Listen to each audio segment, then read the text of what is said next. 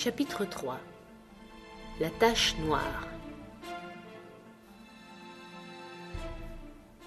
Vers midi, chargé de boissons rafraîchissantes et de médicaments, je pénétrai chez le capitaine. Il se trouvait à peu près dans le même état, quoiqu'un peu ranimé, et il me parut à la fois faible et agité. « Jim, me dit-il, tu es le seul ici qui vaille quelque chose. Tu le sais, j'ai toujours été bon pour toi. Pas un mois ne s'est passé où tu n'aies reçu tes 10 sous. Et maintenant, camarade, tu vois comme je suis aplati et abandonné de tous. Dis, Jim, tu vas m'apporter un petit verre de rhum tout de suite, n'est-ce pas, camarade ? Le docteur, commençai-je. Mais il éclata en malédiction contre le docteur d'une voix lasse quoique passionnée. Les docteurs sont tous des sagouins, fit-il. Et celui-là, hein, qu'est-ce qu'il y connaît aux gens de mer ? J'ai été dans des endroits chauds comme braise, où les copains tombaient l'un après l'autre, de la fièvre jaune, où les sacrés tremblements de terre faisaient onduler le sol comme une mer. Qu'est-ce qu'il y connaît, ton docteur, à des pays comme ça ? Et je ne vivais que de rhum, je te dis. C'était ma boisson et ma nourriture, nous étions comme mari et femme. Si je n'ai pas tout de suite mon rhum, je ne suis plus qu'une pauvre vieille carcasse échouée, et mon sang retombera sur toi, Jim, et sur ce sagouin de docteur. Il se remit à sacrer. « Vois, Jim, comme mes doigts s'agitent, » continua-t-il d'un ton plaintif. « Je ne peux pas les arrêter, je t'assure. Je n'ai pas bu une goutte de toute cette maudite journée. Ce docteur est un idiot, je te dis. Si je ne bois pas un coup de rhum, Jim, je vais avoir des visions. J'en ai déjà. Je vois le vieux Flint dans ce coin-là, derrière toi. Je le vois aussi net qu'en peinture. Et si j'attrape des visions, comme ma vie a été orageuse, ce sera épouvantable. Ton docteur lui-même a dit qu'un verre ne me ferait pas de mal. Jim, je te paierai une guinée d'or pour une topette. » Son agitation croissait toujours, et cela m'inquiétait pour mon père, qui, étant au plus bas ce jour-là, avait besoin de repos. D'ailleurs, si la tentative de corruption m'offensait un peu, j'étais rassuré par les paroles du docteur que me rappelait le capitaine. « Je ne veux pas de votre argent, lui dis-je, sauf celui que vous devez à mon père. Vous aurez un verre, pas plus. » Quand je lui apportai, il le saisit avidement et l'absorba d'un trait. « Ah oui, fit-il, ça va un peu mieux pour sûr. Et maintenant, camarade, ce docteur a-t-il dit combien de temps je resterai cloué ici sur cette vieille paillasse ? Au moins une huitaine. Tonnerre, une huitaine, ce n'est pas possible. D'ici là, ils m'auront flanqué la tache noire. En ce moment même, ces ganaches sont en train de prendre le vent sur moi, des fainéants incapables de conserver ce qu'ils ont reçu et qui veulent flibuster la part d'autrui. Est-ce là une conduite digne d'un marin ? Je te le demande. Mais je suis économe dans l'âme, moi. Jamais je n'ai gaspillé ni perdu mon bon argent, et je leur ferai encore la nique. Je n'ai pas peur d'eux. Je vais larguer un risque, camarade, et les distancer à nouveau. » Tout en parlant ainsi, il s'était levé de sa couche à grand-peine, en se tenant à mon épaule qu'il serrait quasi à me faire crier, et mouvant ses jambes comme des masses inertes. La véhémence de ses paroles, quant à leur signification, contrastait amèrement avec la faiblesse de la voix qui les proférait. Une fois assis au bord du lit, il s'immobilisa. « Ce docteur m'a tué, balbutia-t-il. Mes oreilles éteintes, recouche-moi. » Je n'eus pas le temps de l'assister. Il retomba dans sa position première et resta silencieux une minute. « Jim, dit-il enfin, tu as vu ce marin de tantôt ? » « Chien noir ? » ?»« Oui, chien noir. C'en est un mauvais, mais ceux qui l'ont envoyé sont pires. Voilà, si je ne parviens pas à m'en aller et qu'ils me flanquent la tache noire, rappelle-toi qu'ils en veulent à mon vieux coffre de mer. Tu montes à cheval ? Tu sais monter, hein ? Bon, donc tu montes à cheval et tu vas chez... Eh ben oui, tant pis pour eux, chez ce sempiternel sagouin de docteur, lui dire de rassembler tout son monde. Magistrat, il reste, et il leur mettra le grappin dessus à l'amiral Benbow, tout l'équipage du vieux Flint, petits et grands, tout ce qu'il en reste. J'étais premier officier, moi, premier officier du vieux Flint, et je suis le seul qui connaisse l'endroit. Il m'a livré le secret à Savannah, sur son lit de mort, à peu près comme je pourrais faire à présent, vois-tu. Mais il ne te faut les livrer que s'il me flanque la tache noire, ou si tu vois encore ce chien noir, ou bien un homme de mer à une jambe, Jim. Celui-là surtout. Mais qu'est-ce que cette tache noire, capitaine? C'est un avertissement, camarade. Je t'expliquerai s'ils en viennent là. Mais continue à ouvrir l'œil, Jim, et je partagerai avec toi égalité. Parole d'honneur. Il divagua encore un peu d'une voix qui s'affaiblissait, mais je lui donnai sa potion. Il la prit docile comme un enfant, et fit la remarque que si jamais un marin avait eu besoin de drogue, c'était bien lui. Après quoi il tomba dans un sommeil profond comme une syncope où je le laissai. Qu'aurais-je fait si tout s'était normalement passé? Je l'ignore. Il est probable que j'aurais tout raconté au docteur, car je craignais terriblement que le capitaine se repentît de ses aveux et se débarrassât de moi. Mais il advint que mon pauvre père mourut cette nuit-là, fort à l'improviste, ce qui me fit négliger tout autre souci.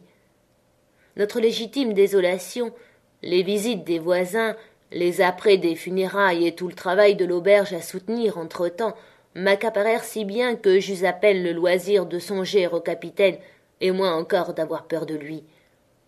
Il descendit le lendemain matin, à vrai dire, et prit ses repas comme d'habitude. Il mangea peu, mais but du rhum, je le crains plus qu'à l'ordinaire, car il se servit lui-même au comptoir, l'air farouche et soufflant par le nez, sans que personne osât s'y opposer. Le soir qui précéda l'enterrement, il était plus ivre que jamais, et cela scandalisait dans cette maison en deuil de l'ouïr chanter son sinistre vieux refrain de mer. Mais, en dépit de sa faiblesse, il nous inspirait à tous une crainte mortelle, et le docteur, appelé subitement auprès d'un malade qui habitait à plusieurs miles, resta éloigné de chez nous après le décès de mon père. Je viens de dire que le capitaine était faible. En réalité, il paraissait s'affaiblir au lieu de reprendre des forces. Il grimpait et descendait l'escalier, allait et venait de la salle à l'estaminet et réciproquement, et parfois mettait le nez dehors pour humer l'air salin, mais il marchait en se tenant au mur et respirait vite et avec force, comme on fait en escaladant une montagne. Pas une fois il ne me parla en particulier, et je suis persuadé qu'il avait quasi oublié ses confidences. Mais son humeur était plus instable, et en dépit de sa faiblesse corporelle, plus agressive que jamais. Lorsqu'il avait bu, il prenait la manie inquiétante de tirer son coutelas et de garder la lame à sa portée sur sa table. Mais tout compte fait, il se souciait moins des gens et avait l'air plongé dans ses pensées et à demi absent. Une fois, par exemple, à notre grande surprise, il entonna un air nouveau, une sorte de rustique chanson d'amour qu'il avait dû connaître tout jeune avant de naviguer. Ainsi allèrent les choses jusqu'au lendemain de l'enterrement. Vers les 3 heures, par un après-midi âpre de brume glacée, je m'étais mis sur le seuil une minute, songeant tristement à mon père, lorsque je vis sur la route un individu qui s'approchait avec lenteur.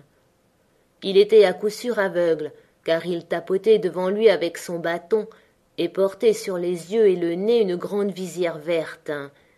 Il était courbé par les ans ou par la fatigue, et son vaste caban de marin, tout loqueteux, le faisait paraître vraiment difforme. De ma vue, je n'ai vu plus sinistre personnage.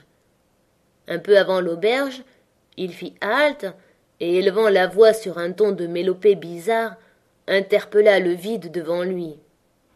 Un ami compatissant voudrait-il indiquer à un pauvre aveugle qui a perdu le don précieux de la vue en défendant son cher pays natal, l'Angleterre et le roi George, que Dieu bénisse, où et en quel lieu de ce pays il peut bien se trouver présentement? Vous êtes à l'amiral Benbow, crique de Mont-Noir, mon brave homme, lui répondis-je. J'entends une voix, reprit-il, une voix jeune. Voudriez-vous me donner la main, mon aimable jeune ami, et me faire entrer? Je lui tendis la main, et le hideux, aveugle aux paroles mielleuses, l'agrippa sur le champ comme dans des tenailles. Tout effrayé, je voulus me dégager, mais l'aveugle, d'un simple effort, m'attira tout contre lui. « Maintenant, petit, mène-moi auprès du capitaine. » Monsieur, répliquai-je, sur ma parole, je vous jure que je n'ose pas. Ricana-t-il, c'est comme ça, mène-moi tout de suite à l'intérieur ou sinon je te casse le bras. Et tout en parlant, il me le tordit, si fort que je poussai un cri. Monsieur, repris-je, c'est pour vous ce que j'en dis. Le capitaine n'est pas comme d'habitude. Il a toujours le coutelas tiré. Un autre monsieur. Allons, voyons, marche, interrompit-il. Jamais je n'ouïs voix plus froidement cruelle et odieuse que celle de cet aveugle. Elle m'intimida plus que la douleur, et je me mis aussitôt en devoir de lui obéir. Je franchis le seuil et me dirigeai droit vers la salle où se tenait, abruti de Rome, notre vieux Forban malade. L'aveugle me serrant dans sa poigne de fer, m'attachait à lui et s'appuyait sur moi à me faire succomber. Mène-moi directement à lui, et dès que je serai en sa présence, crie « Bill, voici un ami pour vous. Si tu ne fais pas ça, moi je te ferai ceci. » Et il m'infligea une saccade dont je pensais m'évanouir. Dans cette alternative, mon absolue terreur du mendiant aveugle me fit oublier ma peur du capitaine. J'ouvris la porte de la salle et criai d'une voix tremblante la phrase qui m'était dictée. Le pauvre capitaine leva les yeux. En un clin d'œil, son ivresse disparut, et il resta béant, dégrisé. Son visage exprimait, plus que l'effroi, un horrible dégoût. Il alla pour se lever, mais je crois qu'il n'en aurait plus eu la force. « Non, Bill, » dit le mendiant. « Reste assis là. Je n'y vois point, mais j'entends remuer un doigt. Les affaires sont les affaires. Tends-moi ta main gauche. Petit, prends sa main gauche par le poignet et approche-la de ma droite. » Nous lui obéîmes tous deux exactement, et je le vis faire passer quelque chose du creux de la main qui tenait son bâton entre les doigts du capitaine, qui se refermèrent dessus instantanément. « Voilà qui est fait, » dit l'aveugle. À ces mots, il me lâcha soudain et avec une dextérité et une prestesse incroyables, il déguerpit de la salle et gagna la route. Figé sur place, j'entendis décroître au loin le tapotement de son bâton. Il nous fallut plusieurs minutes au capitaine et à moi pour recouvrer nos esprits. À la fin et presque simultanément, je laissai aller son poignet que je tenais toujours et retira la main pour jeter un bref coup d'œil dans sa paume. « À 10 heures !» s'écria-t-il. « Cela me donne 6 heures. Nous pouvons encore les flibuster. » Il se leva d'un bond, mais au même instant, pris de vertige, il porta la main à sa gorge, vacilla une minute, puis avec un râle étrange, s'abattit de son haut, la face contre terre. Je courus à lui tout en appelant ma mère, mais notre empressement fut vain. Frappé d'apoplexie foudroyante, le capitaine avait succombé. Chose singulière à dire, bien que sur la fin il éveillât ma pitié, jamais certes je ne l'avais aimé. Pourtant, dès que je le vis mort, j'éclatai en sanglots. C'était le second décès que je voyais, et le chagrin dû au premier était encore tout frais dans mon cœur.